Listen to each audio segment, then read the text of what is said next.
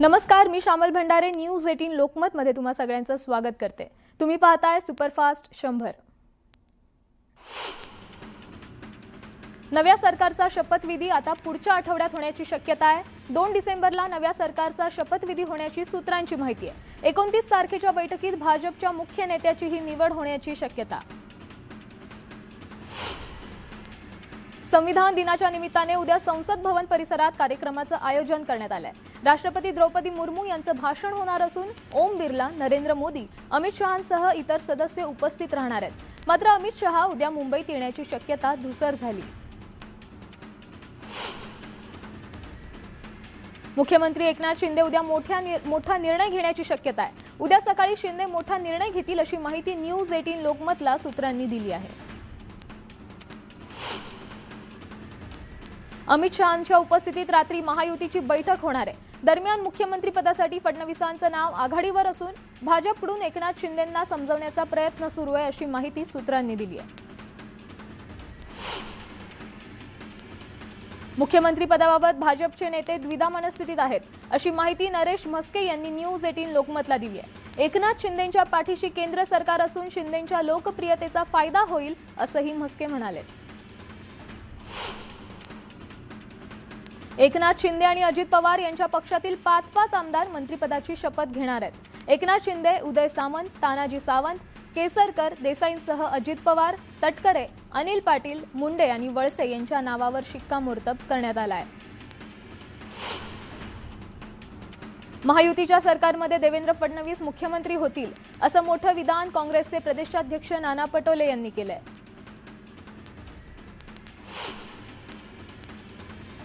राज्यातील जनतेने फडणवीसांचं नेतृत्व मान्य केलंय। आमचे नेते फडणवीसच आहेत, त्यामुळे ते पुन्हा मुख्यमंत्री होतील असं वक्तव्य भाजपचे नेते प्रवीण दरेकर यांनी केलंय। बडनेऱ्याचे आमदार रवी राणा यांनी सागर बंगल्यावर जाऊन देवेंद्र फडणवीस यांची भेट घेतलीय। यावेळी त्यांनी राज्याचे मुख्यमंत्री फडणवीस होणार असं ठामपणे सांगितलं। तसंच जनतेने फडणवीसांचा चेहरा स्वीकारला असून भाजपला एकतर्फी विजय मिळाल्याचंही राणा म्हणाले। नंदुरबारमध्ये भाजपकडून बॅनरबाजी करण्यात आली आहे। या बॅनरवर लाडक्या बहिणींचा मुख्यमंत्री भाऊ देवा भाऊ अशा आशयासह देवेंद्र फडणवीसांचा मुख्यमंत्री म्हणून उल्लेख करण्यात आलाय। देवेंद्र फडणवीस मुख्यमंत्री व्हावेत म्हणून रयत क्रांती संघटनेच्या कार्यकर्त्यांनी विठुरायाला दुग्धाभिषेक घातलाय। अध्यक्ष दीपक भोसले यांच्यासह पदाधिकाऱ्यांनी नामदेव पायरीजवळ विठुरायाच्या मूर्तीला दुग्धाभिषेक घालत भाविकांना पेढे वाटले।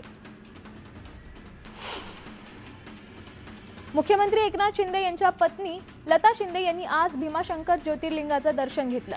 पुणे म्हाडाचे अध्यक्ष खासदार शिवाजीराव पाटील आणि खेडचे माजी सभापती भगवान पोखरकर यांनी लता शिंदेंचं स्वागत केलं। एकनाथ शिंदे पुन्हा मुख्यमंत्री व्हावेत म्हणून जळगावात लाडक्या बहिणींनी महादेवाला साकडं घातलं। महादेवाची आरती करत महिलांनी साकडं घातलंय। विशेष म्हणजे यावेळी मुस्लिम महिलांनीही मोठी उपस्थिती दर्शवली। एकनाथ शिंदे पुन्हा महाराष्ट्राचे मुख्यमंत्री होऊ देत यासाठी डोंबिवलीतील शिवसेनेच्या महिला आघाडीने आणि शिवसैनिकांनी गाऱ्हाण घातलंय। शिवरायांच्या स्मारकाभोवती दिवे प्रज्वलित करत त्यांनी महाराजांसमोर गाऱ्हाण घातलंय। राज्याच्या मुख्यमंत्रीपदी पुन्हा एकदा मुख्यमंत्री शिंदे विराजमान व्हावेत यासाठी धुळ्यात शिवसेनेच्या कार्यकर्त्यांनी आदिशक्ती एकविरा देवीला साकडं घातलं। देवीची महाआरती करत शिंदेच पुन्हा मुख्यमंत्री व्हावेत अशी मागणी केली। मुख्यमंत्री एकनाथ शिंदे यांनी त्यांच्या कार्यकाळात अनेक रुग्णांना वैद्यकीय मदत करून उपचार केले। या सर्व रुग्णांनी आज मुंबईतील सिद्धिविनायक मंदिरात एकनाथ शिंदे पुन्हा मुख्यमंत्री व्हावेत यासाठी साकडं घातलं। महाराष्ट्राचे पुढील मुख्यमंत्री कोण होणार हे अद्याप गुलदस्त्यात आहे। दरम्यान शिंदेंनाच मुख्यमंत्रीपद मिळावं यासाठी ठाण्यात महिलांनी मंदिरात आरती करत प्रार्थना केली। मुख्यमंत्रीपदी एकनाथ शिंदे विराजमान व्हावेत अशी मागणी पंढरपुरातील साधू संतांनी केली आहे। लोककल्याणकारी योजनांच्या समवेत तीर्थक्षेत्र, आपली संस्कृती, गोमातेला राज्यमातेचा दर्जा देणारं नेतृत्व अपेक्षित असल्याची भावना साधू संतांनी बोलून दाखवली। मराठा आरक्षणाचा प्रश्न फक्त एकनाथ शिंदेच सोडवू शकतात, त्यामुळे शिंदे हेच मुख्यमंत्री व्हावेत अशी राज्यभरातील मराठा समाजाची मागणी आहे, अशी प्रतिक्रिया शिवसेना प्रवक्त्या शीतल म्हात्रेंनी दिली. नव्या सरकारमध्ये अण्णा बनसोडेंना मंत्रिपद मिळावं यासाठी पिंपरी चिंचवडमध्ये राष्ट्रवादीच्या कार्यकर्त्यांसह नगरसेवकांचं लॉबिंग सुरू झालंय. मंत्रिपदासाठी राष्ट्रवादीचे माजी महापौर, अजित पवार समर्थक, नगरसेवकांसह पदाधिकाऱ्यांनी बैठक घेतली. आमदार झाल्यानंतर राष्ट्रवादीच्या दिलीप वळसे पाटलांनी आज शरद पवारांची भेट घेतली. दरम्यान पवारांसोबत राजकीय चर्चा झाली नाही अशी प्रतिक्रिया देखील त्यांनी दिली आहे. तर आंबेगाव मतदारसंघात मला ट्रम्पेटला लाभ झाला, माझ्या मतदारसंघात ट्रम्पेटने मतं घेतली असं विधान दिलीप वळसे पाटील यांनी केलंय. बेलापूरमध्ये ट्रम्पेट चिन्हामुळे गणेश नाईकांचा अवघ्या 377 मतांनी पराभव झाल्याची चर्चा रंगली आहे. दरम्यान माझ्या चिन्हाचा आणि पराभूत उमेदवाराचा काहीही संबंध नसल्याचं स्पष्टीकरण ट्रम्पेटवर निवडणूक लढवणाऱ्या प्रफुल्ल म्हात्रेंनी दिलंय. माझ्या राजीनाम्याबाबत कोणतीही चर्चा नाहीये, राजीनामा देणार असल्याच्या सगळ्या अफवा आहेत असं स्पष्टीकरण देत नाना पटोलेंची सगळ्या चर्चा त्यांनी फेटाळल्यात. नाना पटोलेंचा साकोली मतदारसंघात निसटता विजय झाला. मात्र महाराष्ट्रातील काँग्रेसच्या कामगिरीनंतर नाना पटोले प्रदेशाध्यक्षपदाचा राजीनामा देणार अशा चर्चा रंगल्या. त्यानंतर भावूक झालेल्या काँग्रेसच्या पदाधिकाऱ्यांनी नाना पटोलेंची भेट घेत राजीनामे दिले. काँग्रेसचा पराभव पाहता नाना पटोले यांनी राजीनामा द्यावा अशी मागणी आशिष देशमुख यांनी केली आहे. तर देवेंद्र फडणवीसांनी मुख्यमंत्री व्हावं अशी इच्छाही देशमुख यांनी व्यक्त केली आहे. विधानसभेचा निकाल अनपेक्षित आहे. लोकसभा आणि विधानसभेच्या निकालात इतका फरक कसा असू शकतो असा सवाल नाना पटोलेंनी केलाय. तर झारीतले शुक्राचार्य कोण हे शोधावं लागेल असंही पटोले म्हणाले. ठाकरे गटाच्या नेत्यांनी विधिमंडळ सचिवांची भेट घेतली आहे. विरोधी पक्षनेता निवडीच्या निकषाबाबत माहिती मिळवण्याची भेट घेण्यात आली आहे. दरम्यान आज माहिती मिळाली नाही अशी प्रतिक्रिया भास्कर जाधव यांनी दिली आहे. उद्धव ठाकरेंना काँग्रेससोबत गेल्याचा फटका बसलाय अशी प्रतिक्रिया चंद्रशेखर बावनकुळेंनी दिली. उद्धव ठाकरे पुढेही काँग्रेससोबत राहिल्यास त्यांची स्थिती अधिक खराब होईल असंही ते म्हणाले. लोकसभेत तिकीट नाकारल्यानंतर विधानसभेत राजेंद्र गावितांनी पालघर मतदारसंघात घवघवीत यश मिळवलंय. दरम्यान गावितांचा अनुभव लक्षात घेता त्यांनी मंत्रिमंडळात त्यांना स्थान द्यावं अशी मागणी देखील कार्यकर्त्यांनी केली आहे. तानाजी सावंतांना तुम्ही आमदार करा, मग मी त्यांना मंत्री करतो, असा एकनाथ शिंदेंच्या प्रचारातील व्हिडिओ सध्या धाराशिवमध्ये व्हायरल झालाय. तर मुख्यमंत्री आपला शब्द पाळतील अशी भावना कार्यकर्त्यांनी व्यक्त केली आहे. इतर पक्षातील काही आमदार आणि खासदार आमच्या संपर्कात आहेत असा दावा शिवसेनेचे खासदार नरेश म्हस्के यांनी केलाय. नव्या सरकारमध्ये मंत्रिपद मिळवण्यासाठी आमदारांची धडपड सुरू झाली आहे. संजय शिरसाट, भरत गोगावले आणि अब्दुल सत्तार यांनी वर्षा बंगल्यावर मुख्यमंत्री एकनाथ शिंदे यांची भेट घेतली. महाविकास आघाडीतील अनेक आमदार मुख्यमंत्री एकनाथ शिंदे यांच्या संपर्कात असल्याची माहिती समोर आली आहे. महायुतीला मिळालेल्या दणदणीत विजयानंतर महाविकास आघाडीच्या आमदारांमध्ये अस्वस्थता असल्याची माहिती आहे. चिपळूणचे नवनिर्वाचित आमदार शेखर निकम मंत्रिपदासाठी आग्रही आहेत. नव्या सरकारमध्ये निकम यांना मंत्रिमंडळात संधी द्यावी अशी मागणी राष्ट्रवादीच्या स्थानिक कार्यकर्त्यांनी केली आहे. मुख्यमंत्रीपदी एकनाथ शिंदे यांची वर्णी लागावी आणि आमदार किशोर पाटील यांना मंत्रिपद मिळावं यासाठी शिवसैनिकांच्या वतीने जळगावातील प्रभू श्रीरामाच्या मंदिरात महाआरती करण्यात आली. महायुतीचा घटक पक्ष असलेल्या पीपल्स रिपब्लिकन पक्ष म्हणजेच कवाडे गट आक्रमक झालाय. महायुतीने कवाडे गटाला मंत्रिपद देऊन सन्मान करावा, जयदीप कवाडे यांना मंत्रिमंडळात घ्यावं अशी मागणी कार्यकर्त्यांनी केली आहे. शिवसेनेचे पक्षप्रमुख एकनाथ शिंदे हे पुन्हा मुख्यमंत्री झाले तर आम्हाला आवडेल. महायुतीचा मुख्यमंत्री होणार हे मात्र निश्चित आहे असा दावा शिवसेनेचे नेते सदाशिव लोखंडे यांनी केलाय. गडचिरोली जिल्ह्याला मंत्रिपद मिळावं अशा मागणीला जोर धरू लागलाय. धर्मराव बाबा आत्राम 5व्यांदा विधानसभेवर निवडून गेले असून त्यांना मंत्रिपद मिळेल अशी चर्चा आता जिल्ह्यात सुरू झाली आहे।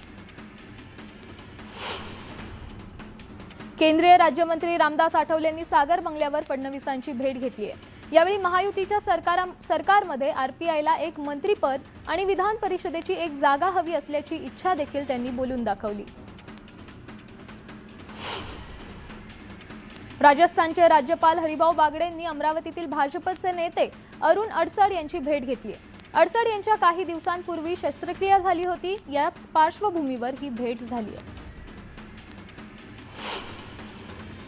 बेलापूरमध्ये ट्रम्पेट चिन्हामुळे संदीप नाईकांचा अवघ्या 377 मतांनी पराभव झाल्याची चर्चा रंगली आहे। दरम्यान माझ्या चिन्हाचा आणि पराभूत उमेदवाराचा काहीही संबंध नसल्याचं स्पष्टीकरण ट्रम्पेटवर निवडणूक लढवणाऱ्या प्रफुल्ल म्हात्रे यांनी दिलं आहे।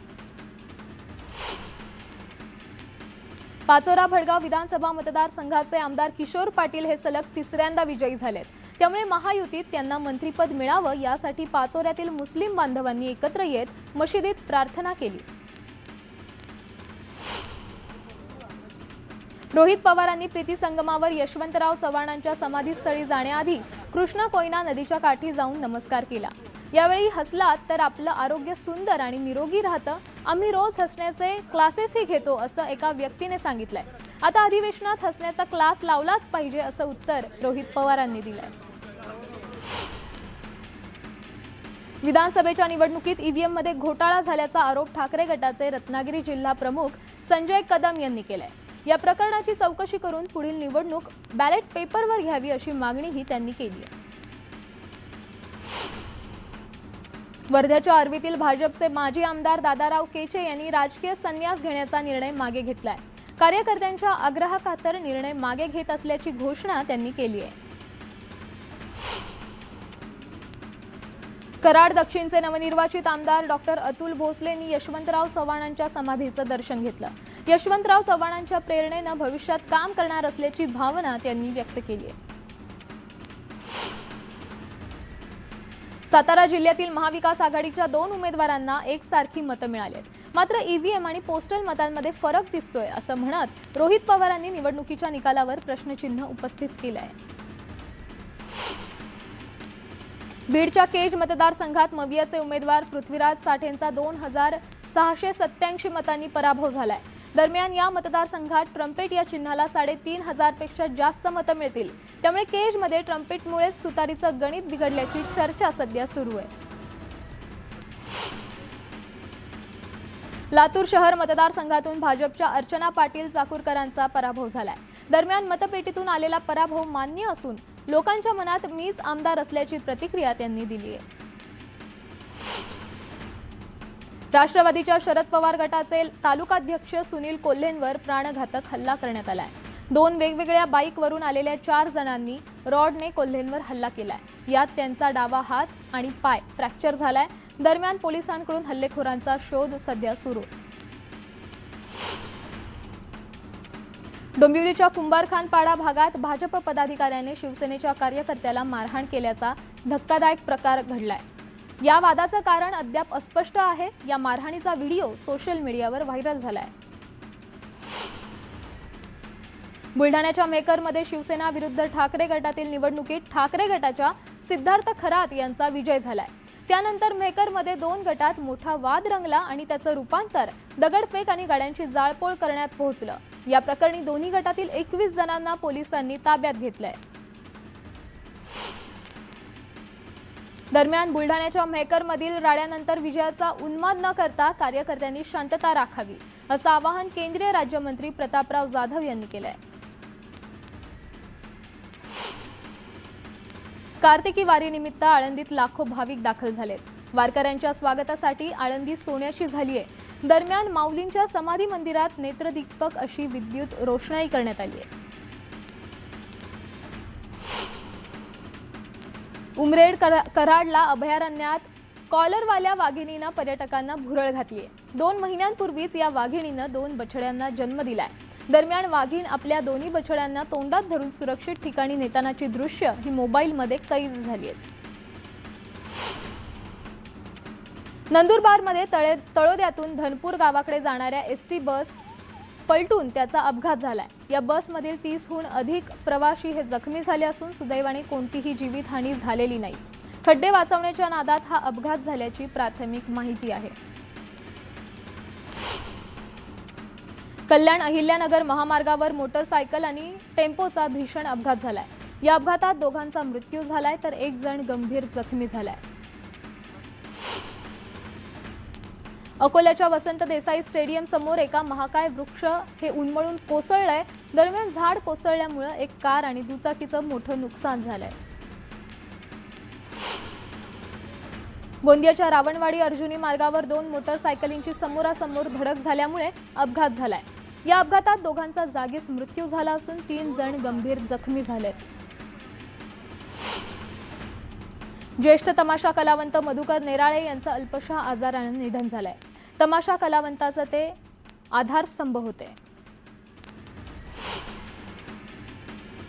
निवडणूक संपताच कांद्याच्या दरात मोठी घसरण झाली आहे। लासलगाव मनमाड बाजार समितीत उन्हाळी कांद्याच्या सरासरी दरात क्विंटल मागे 1300 रुपये तर लाल कांद्याच्या दरात 700 रुपयांची घसरण ही झाली आहे।